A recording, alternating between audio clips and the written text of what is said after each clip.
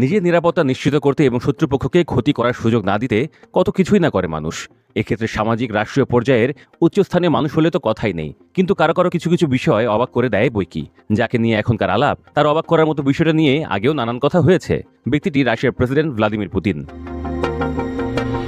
এবার আবারও আলাপ উঠেছে তার আলাস্কা সফরের সময়। পুতিনের শারীরিক অবস্থা কেমন এই তথ্য গোটা বিশ্বের কাছে গোপন রাখতে তৎপর থাকে রাশিয়ার নিরাপত্তা বাহিনী।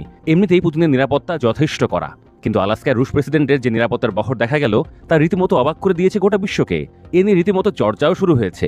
সংবাদ মাধ্যমগুলোর প্রতিবেদন বলছে, পুতিনের জন্য তার দেহরক্ষীরা মলবাহী সুটকেস নিয়ে এসেছিল রাশিয়া থেকে আলাস্কায়, এবং সেটা আবারও রাশিয়া ফেরত নেওয়া হয়েছে তাদেরই সাথে। সংবাদ মাধ্যমে আমরা দেখেছি, পড়েছি, শুনেছি, জেনেছি, শুধু মল না, পুতিনের মূত্রও সুটকেসে বহন করেন তার দেহরক্ষীরা। কেন এত কড়া নিরাপত্তা? সফরের সময় মলমূত্র ফেলে এলে তার শত্রু ভাবাপন্ন কেউই সংগ্রহ করতে পারেন।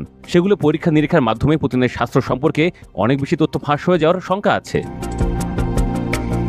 2022 সালেও এ নিয়ে তুমুল আলোচনা হয়েছিল।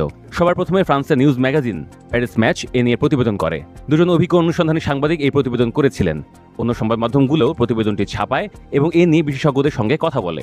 ফরাসি ওই ম্যাগাজিনের প্রতিবেদন অনুযায়ী বিদেশ সফরের সময় পুতিনের সঙ্গে শৌচাগারে যান Russian federal protection service FPS এর 6 থেকে 7 জন সদস্য। পুতিনের মলমূত্র বিশেষ প্যাকেটে সংগ্রহ করে বিশেষ সুটকেসে রেখে দেন, পর সেটা রাশিয়ায় ফিরিয়ে নেন।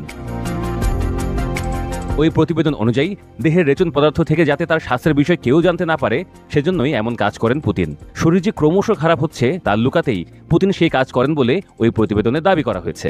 যুক্তরাজ্যের সংবাদ মাধ্যম ইন্ডিপেন্ডেন্ট রাশিয়ার উপর লেখা দুটি বইয়ের লেখক রেজিস জেন্টে এবং 1 দশকের বেশি সময় রাশিয়ার সংবাদ সংগ্রহের দায়িত্ব পালন করা মিখাইল রুবিনের সঙ্গে কথা বলে।